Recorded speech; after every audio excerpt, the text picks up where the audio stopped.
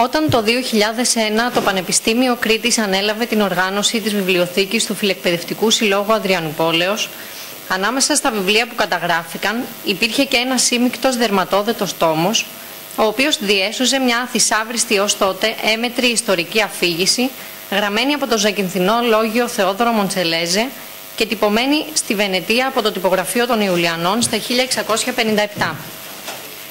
Το ανακαλυφθέν έντυπο τιτλοφορείται «Ανδραγαθία» του Λαζάρου Μιτσινίγου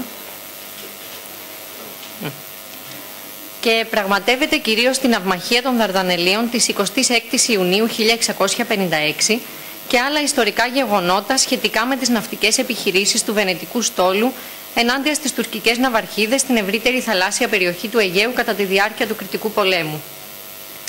Ο αφηγητής παρακολουθεί στενά και περιγράφει τα κατορθώματα του Βενετού ναυάρχου Λαζάρου Μοτσενίγκο και των συμπολεμιστών του, αλλά και την υποδοχή τους ως τριαμβευτών στην ιδιαίτερη πατρίδα τους. Πραγματικά πρόσωπα και γεγονότα παρουσιάζονται μέσα από γλαφυρές περιγραφές ναυμαχιών σε 1044 ιαμβικούς 15σύλλαβους στίχους, ενώ ταυτόχρονα στο κείμενο συνυπάρχουν εκτενείς τρίνοι προσωποποιημένων πόλεων και άλλα λογοτεχνικά μοτίβα. Σε γενικές γραμμές, το έντυπο παρουσιάζει τα χαρακτηριστικά γνωρίσματα των λαϊκών φυλάδων, τα οποία συναντάμε στις περισσότερες από τις εκδόσεις του ειδικευμένου σε εκτυπώσεις ελληνικών βιβλίων πιεστηρίου των Ιουλιανών. Το έντυπο αυτό με είχε απασχολήσει για πρώτη φορά κατά την εκπόνηση της διπλωματικής εργασίας του μεταπτυχιακού μου, όπου έγινε μια προσπάθεια κριτικής αποκατάστασης του έργου, του κειμένου, η οποία όμως χρειάζεται ακόμη αρκετή δουλειά προτού δει το φως της δημοσιότητας. Τον συγγραφέα Θεόδωρο Μοντσελέζε τον γνωρίζαμε ως τώρα από ένα και μόνο έργο, το έμετρο θεατρικό Ευγένα, βασισμένο στο λεγόμενο παραμύθι της Κουτσοχέρας, το οποίο ανακάλυψε στα 1960 και εξέδωσε για πρώτη φορά λίγο αργότερα ο Μάριο Βίτη. Χρονολογικά, η Ευγένα προηγείται των Ανδραγαθειών κατά 11 χρόνια. Αυτή τη φορά τον απασχολεί ένα διαφορετικό θεματικό πεδίο και παρόλες τις ομοιότητες ανάμεσα στα δύο κείμενα, στιχουργικά, υφολογικά, γλωσσικά, αλλά και όσον αφορά στη γενική εικόνα της έκδοσης, καταπιάνεται με ένα εντελώς διαφορετικό λογοτεχνικό είδος, αυτό της ιστορικής αφήγησης. Ο Μάριο Βίτη υποστήριξε τότε την ζακυνθινή καταγωγή του Μοντσελέζε, βασιζόμενος κυρίως σε ενδοκειμενικά στοιχεία της Ευγένας. Αργότερα ακολούθησαν και άλλες μελέτες για το πρόσωπο του συγγραφέα, στις οποίες συναντάμε κάποιες βάσιμες υποθέσεις για τη βιογραφία του. Μία από αυτές τον ταυτίζει με τον Τοντέρο των Βενετικών εγγράφων, ο οποίος υπήρξε αξιωματικός του Βενετικού στρατού και κάποτε καπιτάνο της Ζακίνθου, δηλαδή επικεφαλής των πεζικών δυνάμεων στο νησί. Χρονολογικά, ο Τοντέρο θα μπορούσε να είναι ο συγγραφέας της Ευγένας, επομένως και των Ανδραγαθειών. Η ανακάλυψη του εντύπου έρχεται σήμερα να δώσει φως στις υπάρχουσες μελέτες για τον Μοντσελέζε. Ο συγγραφέας εδώ δηλώνει ξεκάθαρα τη Ζάκυνθο ως τόπο καταγωγής του, ήδη από τη σελίδα τίτλου, όπου αναφέρεται «Ποιηθήσα υπό του κυρού Θεοδόρου Μοντσελέζε, λεγόμενος Λούστρος Τζακίνθιος». Το βλέπετε και στη σελίδα τίτλου. Ενώ και στους τελευταίους στίχους του έργου, κατά την αυτοπαρουσίαση του ποιητή, δίνονται περαιτέρω πληροφορίες. Είναι και μες στη Ζάκυνθο κάτεχε γεννημένος, αμή είναι ο πατέρας του οχτωσάλο βγαλμένος. Με το παρονίμιο Λούστρος Τζακίνθιος μας υποδεικνύει και την κοινωνική του τάξη. Παρουσιάζεται ως επιφανής από τη Ζάκυνθο, οι λούστρες στα Ιταλικά, και παρόλο που ο χαρακτηρισμός μπορεί να εμπεριέχει κάποια στοιχεία υπερβολής, αντιλαμβάνεται κανείς ότι ο συγγραφέας ανήκε μάλλον στην αστική τάξη. Μας δίνεται επιπλέον ένα νέο σημαντικό στοιχείο. Ο Σάλος ως τόπος καταγωγής του πατέρα του. Πρόκειται για μια περιοχή της Βόρειας Ιταλίας, από όπου η Βενετία στρατολογούσε άνδρες και τους έστελνε στην Ανατολή. Καταλήγουμε λοιπόν στην υπόθεση ότι ο πατέρας του ποιητή κάποια στιγμή έφτασε στη Ζάκυνθο, όπου εγκαταστάθηκε αφού ίσως νυμφεύτηκε της ζακυνθινής καταγωγής μητέρα του. Εξηγείται το Ιταλίζον επώνυμο, αλλά και το γεγονός ότι η οικογένεια δεν μαρτυρείται στη Ζάκυνθο παλαιότερα από τον ποιητή. Πέρα από τα νέα στοιχεία της βιογραφίας του Μοντσελέζε, έχει ιδιαίτερη σημασία η ανακάλυψη αυτού του παλιού βενετικού εντύπου. Αφενός βιβλιογραφική, αφού διασώζει ένα ακόμη αθισάβριστο κείμενο της νεοελληνικής γραμματείας του 17ου αιώνα, και αφετέρου ιστορική, καθώς το ίδιο το κείμενο αποτελεί κατά κάποιον τρόπο μαρτυρία μιας σημαντικής ιστορικής συγκυρίας. Η σημασία του κειμένου έγκυται σε έναν ακόμη παράγοντα που αφορά στη γλώσσα του. είναι γραμμένο στη δημόδια ελληνική της εποχής με αρκετές προσμίξεις ετερογενών στοιχείων, κριτικής διαλέκτου, λόγιων στοιχείων, ιταλικών αλλά και τουρκικών δανείων, όμως δεν λείπουν και τα στοιχεία της επτανησιακής διαλέκτου, δίνοντας έτσι και ένα στίγμα της καταγωγής του συγγραφέα του. Δεν είναι βέβαια σε θέση να καθορίσουν το χαρακτήρα του έργου ως απόλυτα διαλεκτικού, όμως μια εμβριθής μελέτη τους ενδεχομένως θα μπορούσε να εμπλουτίσει τις γνώσεις μας σχετικά με το επτανησιακό ιδίωμα, για το οποίο δεν υπάρχουν ακόμη ακριβείς περιγραφές. Αντικείμενο της σημερινής μελέτης αποτελεί η εξέταση των αφηγούμενων γεγονότων ως προς την ιστορική πραγματικότητα. Πηγή για τη διασταύρωση και τεκμηρίωσή τους αποτέλεσαν οι λεγόμενες μεγάλες αφηγήσεις των Ιταλών, οι κατά 20 περίπου έτη μεταγενέστερες από το έργο. Άλλες πηγές, που όμως χρήζουν περαιτέρω διερεύνησης, θα ήταν το αρχαιακό υλικό που βρίσκεται στο αρχείο του κράτους της Βενετίας και αλλού. Επιστολές, υπομνήματα, ενημερωτικά ή ειδησεογραφικά φυλάδια που περιέγραφαν τα τεκτενόμενα στο πολεμικό μέτωπο, αλλά και η λογοτεχνία. Οι σύγχρονες του ιταλικές και ελληνικές ιστορικές αφηγήσεις και μη, που αφορούν στα ίδια περιστατικά. Ο κριτικός πόλεμος παράγει λογοτεχνία και σε αυτή τη χωρία των έργων συναντάμε και τοπικά γεγονότα. Έτσι, για τα κατορθώματα του Λαζάρου Μοτσενίγου και των συμπολεμιστών του υπάρχουν αρκετά σονέτα και έμετρες αφηγήσεις στην ιταλική γλώσσα. Η ελληνόγλωσση γραμματεία με θέμα τον κριτικό πόλεμο περιλαμβάνει κάποια κριτικά δημοτικά τραγούδια και 9 καταγεγραμμένα έως σήμερα έμετρα έργα. Αναφέρω ενδεικτικά τους κριτικούς Μαρίνο Τζάνε Μπουνιαλή και Αθανάσιο Πικρό και τον κεφαλονίτη Άνθιμο Διακρούση. Περιοριζόμαστε εδώ προς το παρόν στην καταγραφή και τεκμηρίωση των αμιγώς ιστορικών γεγονότων μέσα από τα 3 ιστορικά συγγράμματα της εποχής, τα οποία εξέφραζαν και την επίσημη άποψη της Βενετίας. Τις ιστορίες του κριτικού πολέμου των Μπρουζόνι και Βαλιέρο και την ιστορία της Βενετίας του Νάνε. Τα ιστορικά γεγονότα έχουν ως εξής. Στις 26 Ιουνίου του 1656, στην είσοδο του Ελίσποντου, ο βενετομαλτέζικος στόλος 67 πλοίων υπό τον Τζενεράλε Λορέντζο Μαρτσέλο συγκρούεται με τον Οθωμανικό στόλο 108 πλοίων του Κενάν Πασά. Το αποτέλεσμα είναι μία από τις σημαντικότερες ως τότε νίκες των Βενετών στο Αιγαίο. Καταγράφεται η καταστροφή και αιχμαλωσία των Οθωμανικών πλοίων και η απελευθέρωση 5.000 χριστιανών σκλάβων, όμως και ο θάνατος του Λορέντζο Μαρτσέλο. Οι Βενετοί, με την νικητήρια ορμή του θριάμβου που προηγήθηκε, ανακτούν την Τένεδο στις 8 Ιουλίου και τη Λίμνο στις 20 Αυγούστου του ίδιου έτους, μεταφέροντας έτσι το κέντρο των επιχειρήσεων πιο κοντά στην Κωνσταντινούπολη και καταφέρνοντας αποτελεσματικά τον αποκλεισμό του ανεφοδιασμού της Κρήτης από τους Τούρκους. Τον επόμενο χρόνο, 1657, ο νέος βεζίρης Κοπουρλού Μεχμέτ Πασά προσπαθεί να αναζωπυρώσει τον πόλεμο. Ο στόλος τους ενδυναμώνεται από τον Αιγύπτιο Τοπάλ Μεχμέτ και το Μάρτιο καταφέρνουν να σπάσουν τον αποκλεισμό στα στενά και πλέουν προς την Τένεδο. Δεν καταφέρνουν όμως να επιτεθούν στο νησί, καθώς η βενετική περιφρούρηση είναι αρκετά ισχυρή. Το Μάιο του 1657, οι Βενετοί καταφέρνουν νέες νίκες υπό τον Τζενεράλε πια Λάζαρο Μοτσενίγκο στις 3 Μαΐου στη Χίο και στις 18 Μαΐου στο Σουατζίκ, το οποίο και καταλαμβάνουν. Ο Μοτσενίγκο τότε πλέει ξανά προς τα Δαρδανέλια και συγκρούεται με τον Οθωμανικό στόλο στις 17 Ιουλίου. Οι Οθωμανοί καταφέρνουν να βγουν από τα στενά και η ναυμαχία λύγει με την ανατείναξη της βενετικής ναυαρχίδας και τον θάνατο του Μοτσενίγκο. Τα συμμαχικά στρατεύματα αποχωρούν, οι Οθωμανοί πετυχαίνουν την άρση του αποκλεισμού της Κρήτης, ενώ ανακαταλαμβάνουν και της Λίμνο και Τένεδο. Η αφήγηση τώρα του Μοντσελέζε εκτείνεται σε χρονικό πλαίσιο 1 έτους, από την ναυμαχία των Δαρδανελίων τον Ιούνιο του 56 έως την κατάληψη του Σουατζίκ το Μάιο του 57. Δεν περιγράφεται η επιστροφή του Μοτσενίγκο στα Δαρδανέλια και ο θάνατός του, αφού όταν γράφεται και προφανώς όταν δημοσιεύεται το έργο, ο Μοτσενίγκο είναι ακόμη ζωντανός, πράγμα που γίνεται φανερό σε όλη την έκταση του ποίηματος, αλλά κυρίως από τον επίλογό του, όπου ο συγγραφέας του εύχεται νέες δόξες. Η αφήγηση δομείται σε 4 κυρίως ενότητες. Στην πρώτη περιγράφεται η σύγκρουση στα Δαρδανέλια. Η δεύτερη ενότητα αφορά στο ταξίδι του Μοτσενίγκο στη Βενετία με σκοπό να ανακοινώσει τη νίκη, μια ενδιάμεση στάση στη Ζάκυνθο, την θριαμβευτική του υποδοχή, την εκλογή του ως Τζενεράλε και τους εορτασμούς της νίκης από τους κατοίκους της Βενετίας.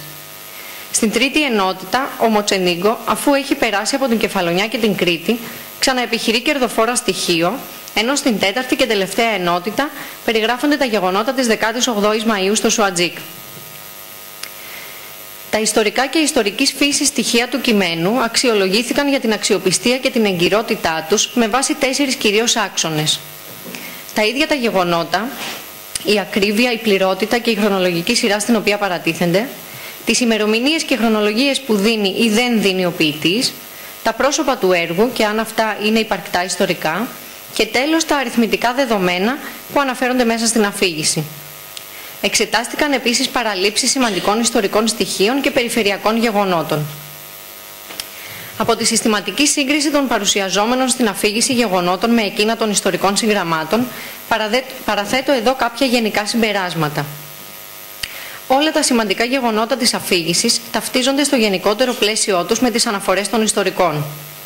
Οι ναυμαχίες και οι συγκρούσεις είναι πραγματικές και η αφήγηση ακολουθεί τη χρονική αλληλουχία με την οποία συνέβησαν τα γεγονότα.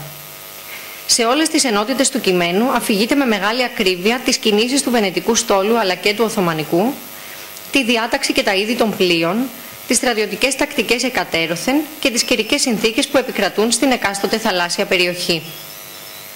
Ο ποιητής φαίνεται να γνωρίζει πολύ καλά και τα επιμέρους και μικρότερη σημασία ζητήματα στο πολεμικό μέτωπο, όπως είναι μια συζήτηση ή ένα σινιάλο. Με την ίδια έμφαση στις λεπτομέρειες εξακολουθεί η αφήγηση μέχρι το τέλος. Εξαιρετικά πολύ όμως εμένει στους πανηγυρισμούς που επικρατούν στη Βενετία όταν φτάνει ο Μοτσενίγκο και το πλήρωμά του για να ανακοινώσουν την νίκη. Η αφήγηση ακολουθεί πιστά το πλοίο του Μοτσενίγκο.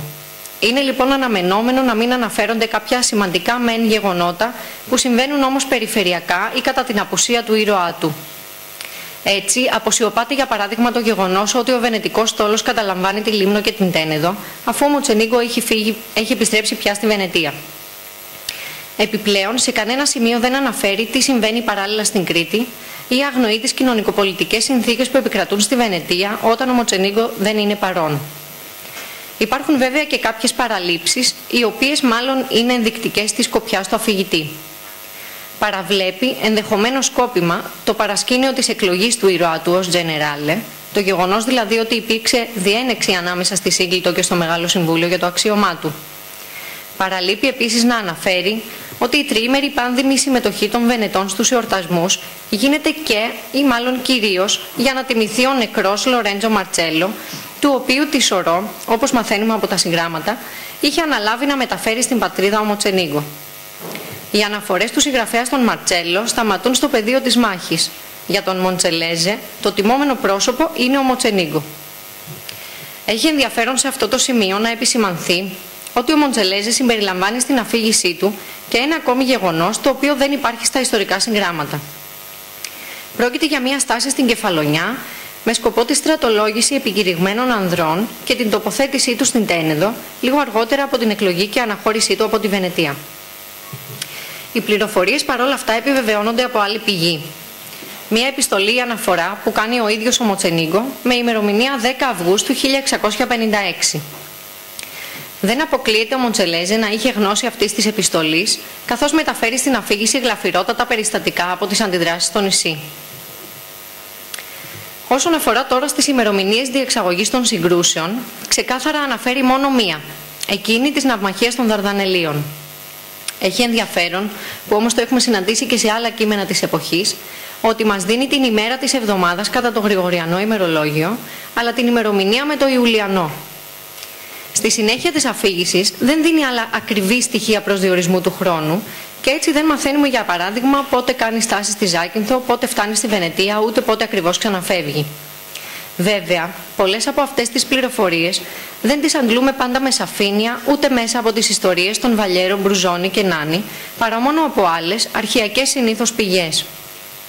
Η μοναδική ημερομηνία που δίνει ο Μοντσελέζε ύστερα από εκείνη της ναυμαχίας των Δαρδανελίων είναι περιγραφική, όμως και αληθινή. Όταν ο ήρωας φτάνει στη Χίο, πληροφορούμαστε ότι είναι η μέρα του Αγίου Γεωργίου. Πράγματι, η ιστορία μας λέει ότι ήταν 3 Μαΐου, δηλαδή 23 Απριλίου με το Ιουλιανό ημερολόγιο του Μοντσελέζε. Και εδώ λοιπόν είναι ακριβής. Ένα άλλο σημείο που πρέπει να σταθούμε αφορά στα πρόσωπα της αφήγησης. Ο Μοντσελέζε αναφέρει αρκετά ονόματα Βενετών αξιωματούχων και ναυτών, αν και πολλές φορές περιορίζεται στο αξίωμά τους. Πρίντζιπες, γενεράλες, προβεδούρος. Από αυτά που καταγράφει όμως τεκμηριώνονται σχεδόν όλα, παρόλο που στα ιστορικά συγγράμματα κάποιες φορές φαίνεται να σχετίζονται με γεγονότα προγενέστερα ή μεταγενέστερα των περιστατικών στα οποία τα τοποθετεί ο Μοντσελέζε. Δίνει την εντύπωση πάντως ότι έχει πληρέστερη εικόνα των πληρωμάτων από την αναμενόμενη και ιδιαίτερα όσον αφορά στις δύο τελευταίες συγκρούσεις, της Χίου και του Σουατζίκ. Όσον αφορά στους αντιπάλους, τα ονόματά τους αποσιωπώνται ολοκληρωτικά, πλην 3 εξαιρέσεων. Και πάλι όμως είναι μάλλον αδύνατη η ταύτιση των 2 από τους 3, καθώς ένα μονοπρόσωπο από αυτούς έχει πρωταγωνιστικό ρόλο, ενώ οι άλλοι 2 είναι Αλγερινοί εχμάλωτοι κατά τις επιχειρήσεις του Σουατζίκ. Παραλείπει να αναφέρει ακόμα και το όνομα του Κενάν Πασά, ο οποίος διετέλεσε αρχηγός του Οθωμανικού στόλου κατά την ναυμαχία των Δαρδανελίων. Περιορίζεται στην αναφορά των τίτλων τους, Σουλτάνο, Βεζίρι και Πασά, αλλά στις περισσότερες περιπτώσεις τους αποκαλεί απλώς Τούρκους ή άπιστους. Τούρκους αποκαλεί και τους Βορειοαφρικανούς που συνδράμουν στις ναυμαχίες, ενώ στα πλοία τους αναφέρεται ως Μπαρμπαρέσικα.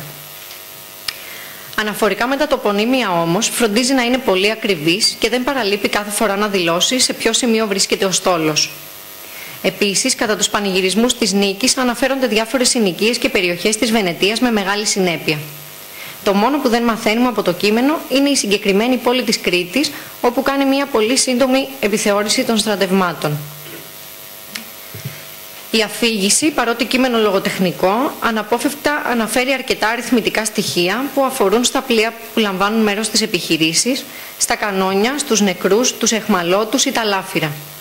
Τα δεδομένα βέβαια της αφήγησης είναι πολύ περιορισμένα σε σχέση με αυτά που συναντάμε στα ιστορικά συγγράμματα, όμως λαμβάνοντας υπόψη τη φύση του κειμένου, η πληροφόρησή μας είναι επαρκής και ενδεικτική στο σημείο που θέλουμε να αρκεστούμε στο λογοτεχνικό έργο. Από τη λεπτομερή αντιπαραβολή των αριθμών της αφήγησης με τους αντίστοιχους των συγγραμμάτων προκύπτει ταύτιση σε μεγάλο βαθμό. Σε αρκετά σημεία υπάρχουν ασυμφωνίες, χωρίς όμως αυτό να σημαίνει ότι συναντάμε μεγάλες αποκλίσεις από τα πραγματικά μεγέθη. Βεβαίως, κάποιες από αυτές τις ασυμφωνίες σχετίζονται άμεσα με τη στιχουργία, καθώς τα νούμερα στρογγυλοποιούνται για χάρη του μέτρου. Για παράδειγμα, τα 67 πλοία των Βενετών που επιχειρούν στα Δαρδανέλια στρογγυλοποιούνται σε 70, όταν γράφει ήταν όλος ο αριθμός άρμενα 70. Σε γενικές γραμμές πάντως θα λέγαμε ότι μας δίνει μια αξιόπιστη εικόνα. Ποιος είναι όμως ο ρόλος του ίδιου του ποιητή στα γεγονότα και γιατί επιλέγει να εξάρει στο κείμενό του τον συγκεκριμένο ήρωα? Τελειώνω. Και όχι για παράδειγμα τον Λορέντζο Μαρτσέλο που σκοτώνεται πάνω στο καθήκον. Αδιαμφισβήτητα, ο Λάζαρος Μοτσενίγκο είναι μία από τις σημαντικότερες προσωπικότητες του κρητικού πολέμου και βέβαια ένας από τους πρωταγωνιστές της ναυμαχίας των Δαρδανελίων. Η ανδρεία και το ήθος που έδειξε εκείνη τη χρονιά στάθηκαν η αφορμή για να φτάσει στο αποκορύφωμα της ναυτικής του καριέρας, λαμβάνοντας από τη γαληνοτάτη το ανώτερο των αξιωμάτων. Ο Θεόδωρος Μοντσελέζε δεν θα μπορούσε να παραβλέψει αυτό το γεγονός, όπως επίσης δεν ήταν σε θέση να προβλέψει τον τόσο σύντομο θάνατο του ήρωά του. Διαβάζοντας το κείμενο, υποθέτει κανείς ότι ο συγγραφέας αποτέλεσε μέρος του πληρώματος του πλοίου του Μοτσενίγκο, γεγονός που θα του επέτρεπε πραγματικά να γνωρίζει εκ των έσω τα όσα διαδραματίστηκαν στο πεδίο της μάχης.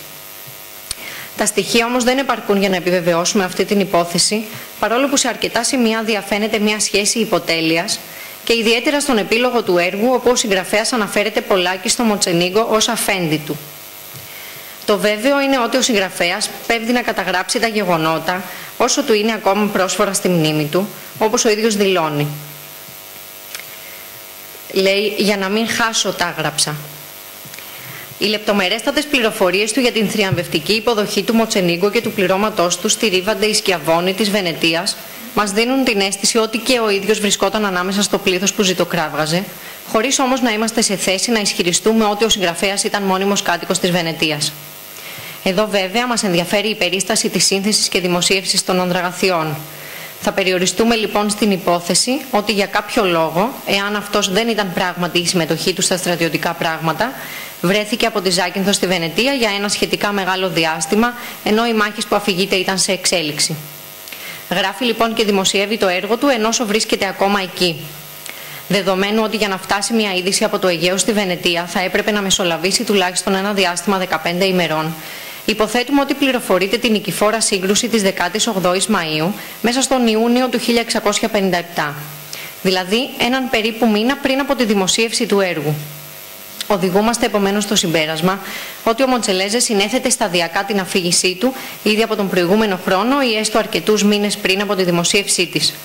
Ενδεχομένως να κατέγραφε τα γεγονότα και τις εξελίξεις όταν τα νέα έφταναν γραπτά ή προφορικά στη Βενετία ή μετά από συζητήσεις με αυτόπτες μάρτυρες συνδέοντάς τα εκ των υστέρων.